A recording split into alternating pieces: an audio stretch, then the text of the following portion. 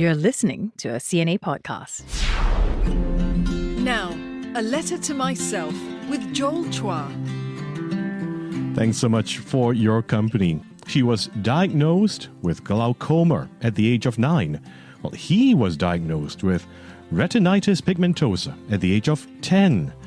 They may have lost their sight, but they've gained valuable perspectives of the things that really matter in life. And through it all, music has been a source of comfort and empowerment as they use their talents today to be advocates for the community of persons with disabilities. Husband and wife, Nuraziana Mohamed and Mohamed Iskandar bin Misran. Welcome to the program. Thank you both so much for being with us. Thank you so much for having us. Yeah, thank you for having us. Very happy to be here today. It's our pleasure indeed, Ziana and Iskandar, for being with us and sharing with us your journey. Let's begin with Ziana first. Yeah. 9 years old is when you were told that there was something happening with your eyes and you received a diagnosis. Tell us what the experience was like. So I was born normal with normal eyesight, but according to the specialist, the ophthalmologist, glaucoma has been in me since I was born. It's just that the deterioration just so happened when I was 9. So usually, individuals would have been diagnosed with glaucoma when they are 40 and above.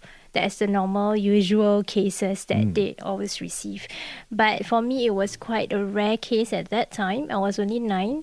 I was already losing my peripheral vision bit by bit. But being a 9-year-old girl, I didn't know what was happening because everything seems normal to me. I could still play. I could still walk and run just like any other kids. It's just that over time, when the tunnel gets smaller and smaller, I just slow down.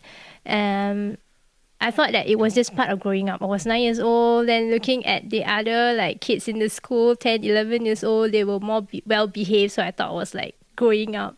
But not knowing that actually my eyesight was actually getting from bad to worse. Right. So at one night, I almost got... I was almost hit by a car when I was crossing a small road with my family. My family thought I could see, so I was walking playfully behind them. And then when my mother turned around, I was actually just walking across the road, and the car was almost hitting me. So the next day, she actually brought me to to see a specialist doctor, and I was then diagnosed with glaucoma, quite at terminal stage at that time. So it was quite rushed also because we had to do some urgent surgeries within a few weeks to save the remaining eyesight that I have so that I won't turn totally blind. Right. Yeah. At what point, Ziana, did you come to terms with the condition?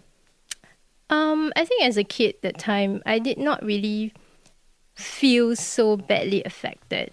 Probably I was very lucky because my family has been very supportive.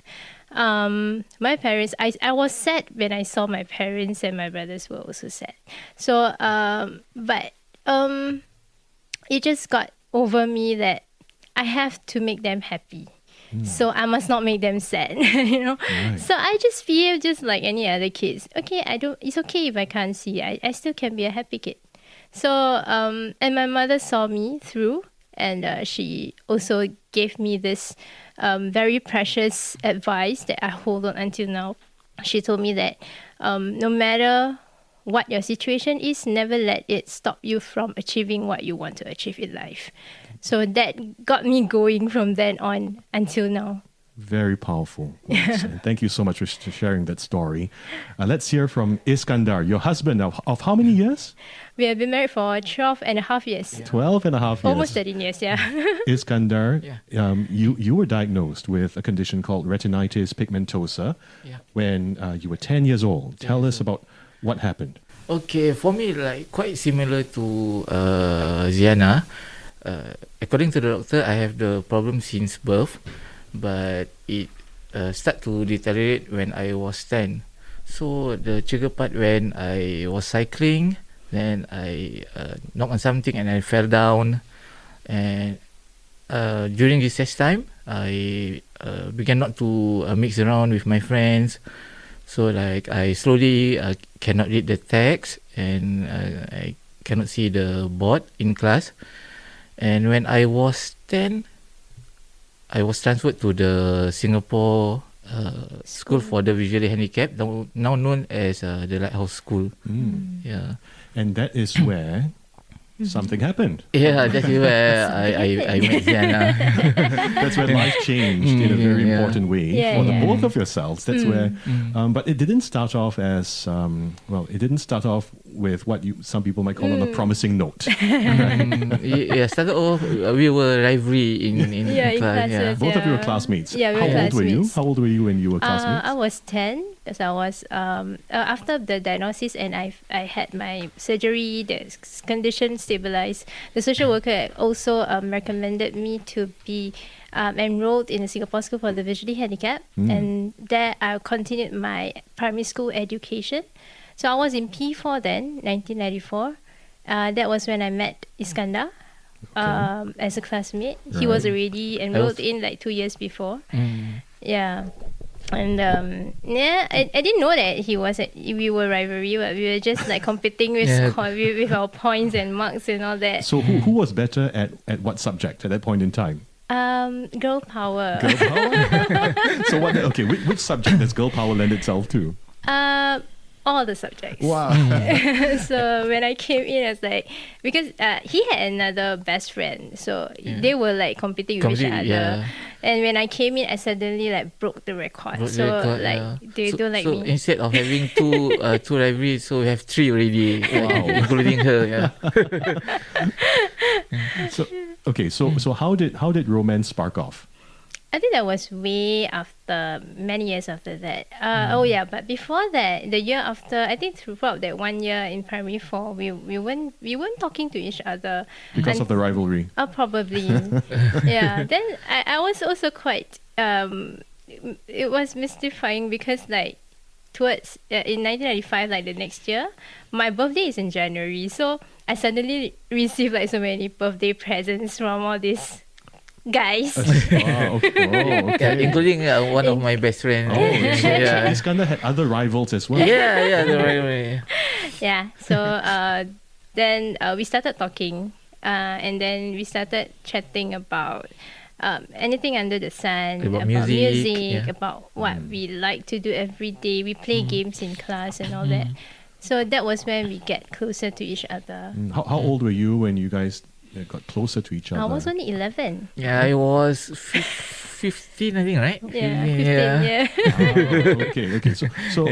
So when did what did Iskandar, what was it about Ziana that made your heart flutter? Made her flutter because of her sweet voice, like even though initially when I say something, she will scolding me, something like that. But I don't know, because the heart is there, so I never feel anything, What would she scold you about?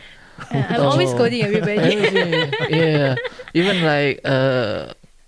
if I ask her even like some simple question, also I will get scolded. That's a simple question. He always asks me like silly questions. Iskandar, this is very typical. He asks for it.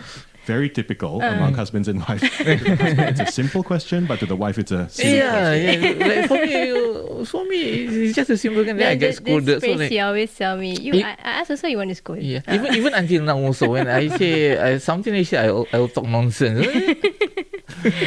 Yeah, but it's fun. How did you know that you guys were the ones for each other, Ziana? Okay, I think he is the one that I can talk to like about anything under the sun, and he don't get offended when I get angry. I also don't get offended when he said something wrong. To me, it's just like a passing remark, and we just go with the flow. And that friendship actually, I treasured that when I was young, and that kept us wanting to go to school, like the motivation of wanting to go to school and studying, because you have a good friend that you want to look forward to meet. To meet every day in school. Yeah, and when school holidays, last time there's no handphone, we use home phones. To talk to each other. Yeah, but we went on our separate ways after primary school actually. So we were. There was a bit of a hiatus, right? A bit of a pause. Yeah, over more than 10 years. More than 10 years. Yeah. Yeah. Right. So how did you? So you all didn't really have any contact with each other for over 10 Once years. in a while, he did contact me because actually in that year, then he tried asking me whether I want to be his girlfriend. Then I got rejected. But I was rejected because he got rejected because Too young. too young is one thing. Another thing is before my mother scold me, I scold him first. You saved your mother the brunt. Yeah. Okay. Yeah.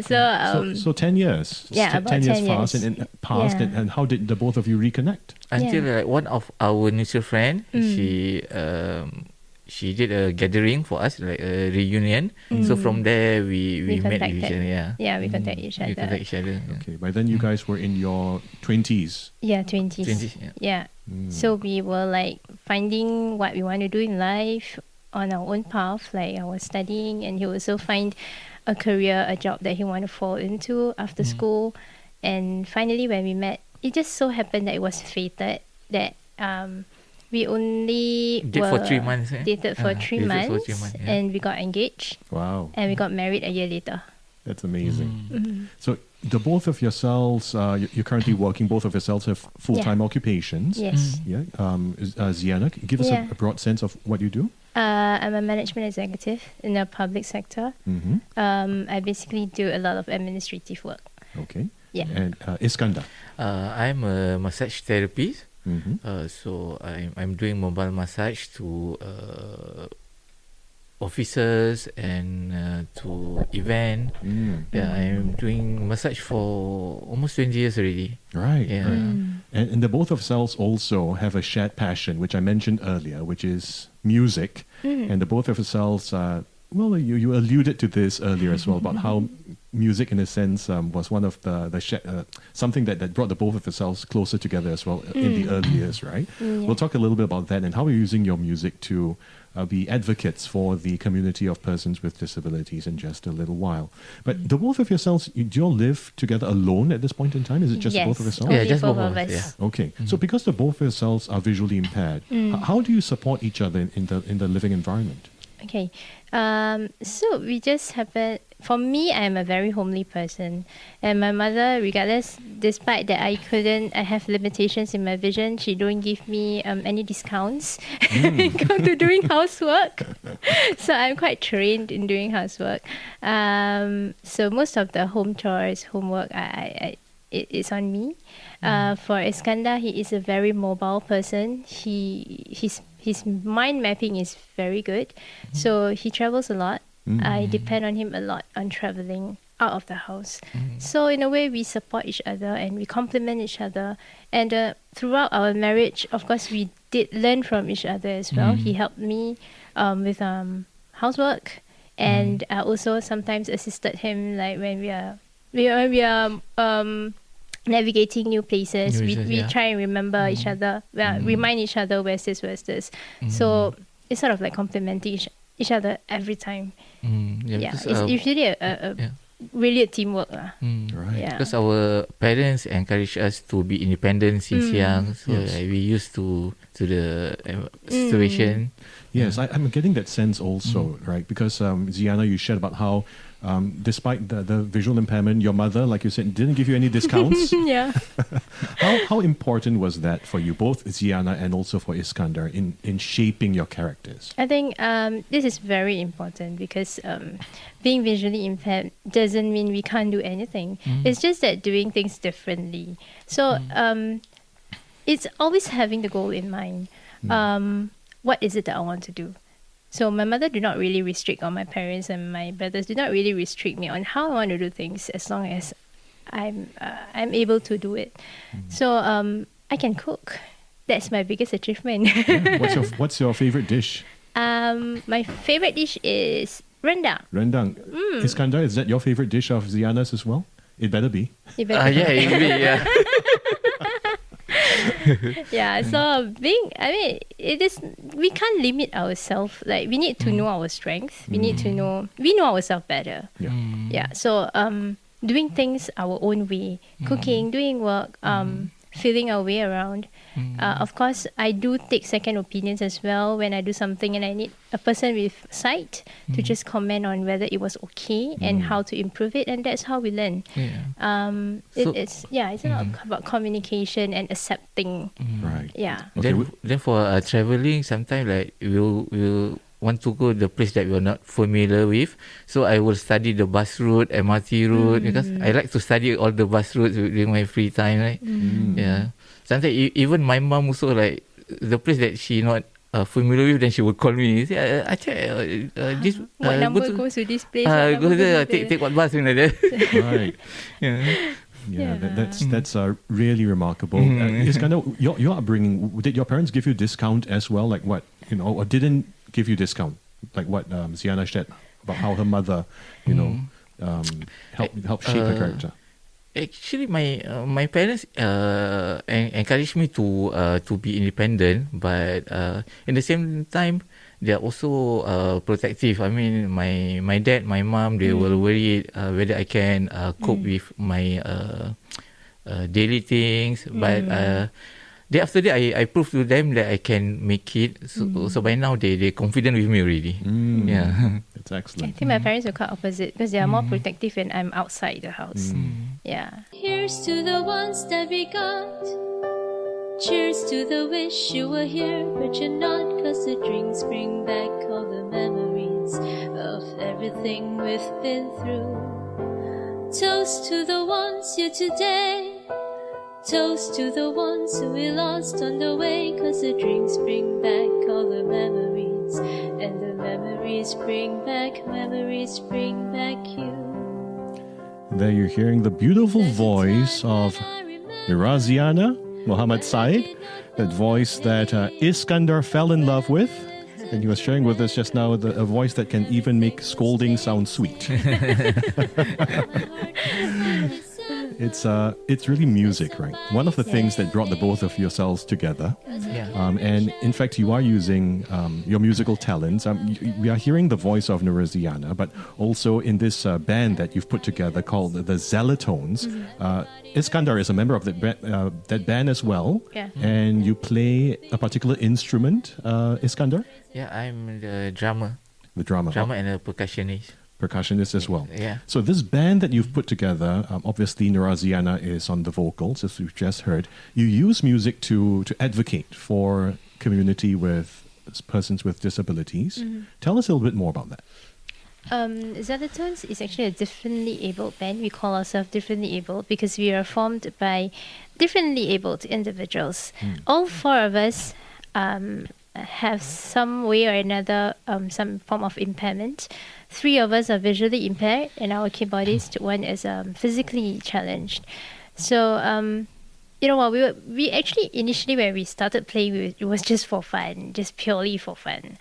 But then we just realized over time that, hey, we actually have something good, a message that we should bring out to the audience, which is not only we should share our passion with people, not only musically, but we should also spread the positive vibes among us to the community. And so we stepped out and we did quite a lot of corporate events, corporate performances, and we were really very happy that we were sort of like accepted. And one of the biggest, of course, that have been giving us a lot of support is being involved in Purple Parade. That is one of the biggest events that we always look forward to every year. I'd like to ask you the question that we ask all our guests on this particular program.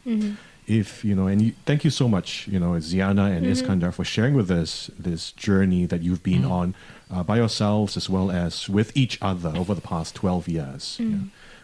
If you were to reflect on this journey, and if you could write that letter to your younger selves with the most important lessons you've learned along the way, what would be the most important message in that letter? Ziana, let's begin with yourself. I think if I'm sending a letter to myself, Yes. I would like to thank myself to my younger self for being a good girl, listening to my mother, listening to her advice that nothing can, don't let this impairment, visual impairment, be a barrier for me to achieve what I want to achieve. And I want to thank my younger self too for being a little bit more hard-headed because no matter what challenges that come by my way, I think I really give my fullest to really overcome it and never give up. As long as I know what I'm doing is right and is for a good future, I think I did well. Wow, that is so empowering to hear. You know, I just want to bring Iskandar into this conversation at this point in time. When you hear your wife say what she just said about, you know, she did well. You know, what are the thoughts? What are the feelings that are going through you? The thoughts or the feeling, of course, I'm proud of her for doing well in music and in studies. Yeah. As for me also, if I was younger, I will thank myself for accepting who I am and not limited myself for doing things that I like. And I also will thank myself during my younger days for being brave enough to face the challenges. That's amazing. Both of yourselves, you know, thanking your younger selves for sticking through, you know, the tough times, right? And not giving up. But were there times along that journey where you felt like the slope was particularly steep? You know, were there times like that? Yes, there was definitely those times, especially during teenage and young adulthood. That was the time where we get a bit more confused who we really are, who we want to be. So when I was in my teenage years, I think I was a bit more hard-headed. You know, I don't get influenced by peer pressure that much because I'm very focused on what I want to achieve. That is to do well in my studies and get a good career. So there was there were a lot of challenges like studying and then trying to get as good grades as I can, even though I'm not an A grader, but it's okay. I know that I can just get over this. If I can't go the shortcut, I go the longer cut. Right. Longer route, which I did. Instead of going straight through, more probably to diploma or degree, I went through the higher NITEC route to diploma and then to degree before I actually landed on a very stable career now. Right. Yeah, and I think that the challenges, trying to fight, I think myself, to convince myself that I should not give up in any situation because there's always something waiting there, you know, just fight my way through. Where do you think you got this grit, this, as you described it, this hard-headedness from? I think I'm quite ambitious. Okay, one thing I want in life is one perspective that I really look at is I don't take my other senses for granted. I lost my vision, but I know I can make use of my other senses as best I can. And I did not want my visual impairment to be a burden to my family, my parents. I want to give them happiness and give them that relief that one day when they let me go, I'll be in good hands and they don't have to worry so much about me. And of course, meeting my husband is a bonus because he is my pillar of confidence. He gave me a lot more confidence than I was before I was married. So, thank you to him too. Iskandar, you want to say something? Yeah, for me, I also would like to thank my wife because of her. Actually, she built more confident in myself. I have more courage to do things that I like, and we'll go through together whatever hurdles that we face. In what way has Ziana given you more confidence and courage? For me, at some points, I have I less self-confident. So one thing, like I'm doing something that I like to do, but I have no confidence to do it. so she will encourage me. Yeah. What does she say exactly to encourage? She said, okay, now I'm taking a graded exam in Yamaha. So like at first I telling her, I telling that I'm not confident because I mean like maybe quite stressful or whether I can make it or not. But she like giving me example of herself, how she completed her degree, how she succeed her study in her study. So from there I have the encouragement to do well in the music. Right. Yeah. Sorry. Sorry. I think we always like encourage ourselves, and we always remind each other that it's not about what we get at the end of the journey, but the journey itself is an experience that we must treasure every single minute that we go through in life. Yeah. It's really beautiful words. You know, Ziana, in that first message, in that letter to your younger self, you said, you want to thank your younger self for having been a good girl, for having listened to your mother, and I think you mentioned your mother a couple of other times in our conversation as well. She seems to be quite an instrumental person in your life. Yeah. Tell us a little bit more about her. My mom is a very firm woman. She's very strong with her. She has a very strong willpower. I admire her for her strength. She never gave up. Even she had her own challenges in life. From young, from the hardship that she went through until she went through her marriage and until now, after my father left, passed on last year, she has been standing strong for her children. So I think that strength have so-called like I get that strength from her. To me, whenever we have, even my husband and I, whenever we face any difficulties in life, even before I started working and I was studying, we were struggling with finance and all that, we always remind each other, if my parents and your parents can get through life with that limited resources, with 5 children, it's only both of us, we sure can get through this together. So, our parents have been the strongest pillar in our life. Wow. Yeah. That's amazing and very moving. Thank you very much for sharing that, Ziana. Iskandar, in that letter, in that message, in that letter to your younger self, you said you wanted to thank your younger self as well for accepting yourself. Yeah. Yes. For What did it take for you to accept yourself? Oh, okay. Because I started in a normal school with many friends.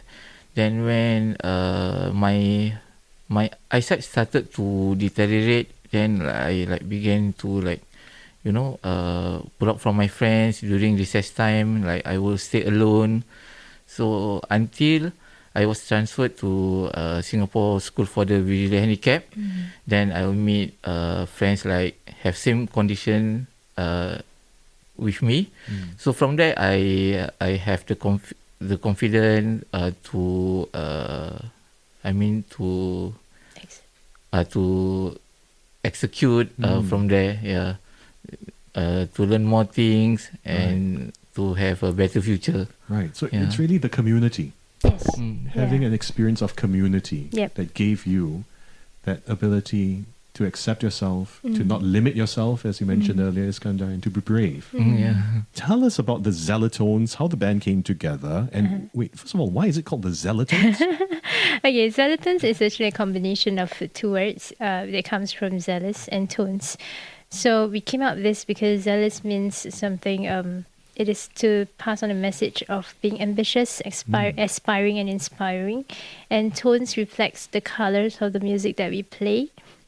So we are actually amplifying our ambition, our inspiration and aspiration through the different colors of music that we play. That's beautifully put. Yeah. Nice. Okay, so there's another thing that's happening. And this podcast is in support of the community. Tell us about that. So Xylitons is firstly, I would like to just give a general overview. Okay, Xylitons have been performing with Purple Parade for the past 3 years. Purple Parade itself is a movement that supports inclusion, bringing the community together to support people with disabilities and without disabilities. And this movement is actually trying to integrate the community together, and bringing the community together, giving a chance to the persons with disabilities, to show our abilities more than their disabilities itself. Absolutely, yes. Yeah. So we are also part of this whole community who is very ambitious and wanting to contribute back to the community, to just the same as anybody else. So Purple Parade actually is a movement that actually brings us together, and the podcast itself will be telling stories, all the positive vibes that you will get from the podcast, because you will hear stories, amazing stories from successful persons with disabilities, how they go through in life and their achievements. It's a podcast that showcases the inspiring stories of individuals who are differently abled, Yes. such as yourselves. Hopefully. Yeah. Future guest. Yes. Okay. So we'll check out on that. Just go to the Purple Parade social media platforms and the podcast, it should be there. Yes. Right? Easy to find. Yeah. Okay. Also easy to find will be the Xylitones. Yeah. Right? How do we find out more about the Xylitones? So you can actually find Xylitones on our socials as well, through Facebook. Just find Xylitones, Zelotones, through IG, Xylitones Official, and through YouTube, the Xylitones. So we usually publish our activities from time to time, the performances that we performed at, and including today's interview. Yes. It's also published there. So what we hope to reach out to more audience who have a feel of what our music sounds like. We usually will put in our own touch in the music that we play. We don't really copy the original. Right. To us, we believe in the strength. Each of us have our own strength in the instruments that we play, and we combine it. And Xylitones itself is a unique band on its own. Yeah, and we'll find out more about the Xylitones by going to your social media platforms. Yes, please. Let's end off this way. Iskandar, the other letter this time. Let's begin with yourself. To your future self this time. What would be in that letter? Okay, for my future, I will write that I try harder to achieve more success in music, and even in things that I like to do, such as sports also. Yeah. What sports do you play? Really, I just try rock climbing. Wow, Yeah. that's amazing. Rock climbing. Rock climbing, yeah. Excellent. All right. So to continue to forge ahead. To strengthen the muscle, arm muscle. Because now you got no muscle on my hand. Soon with the rock climbing down into your muscles. And Ziana, if you could write that letter to your future self, what would be the main message in that? Continue to be positive. Be the best of yourself. Be the best for the person or for the people you love around you, for the whole community. And in future, I really hope to see the whole community being integrated together within persons with disability and persons without disabilities. Do hashtag get in, hashtag support inclusion, and hashtag celebrate abilities. All of that in that letter to your future self. Yes, Thank you please so continue much. that. Thank you so much, Nuraziana Muhammad Said and Mohamed Iskandar bin Misran. Thank you so much for sharing your inspiring journeys with us here on A Letter to Myself. Thanks so much for listening to this episode. You can subscribe and follow A Letter to Myself on Spotify and Apple Podcasts. And leave us a review as well if you liked what you've heard. Till next week, I'm Joel Chua, signing off.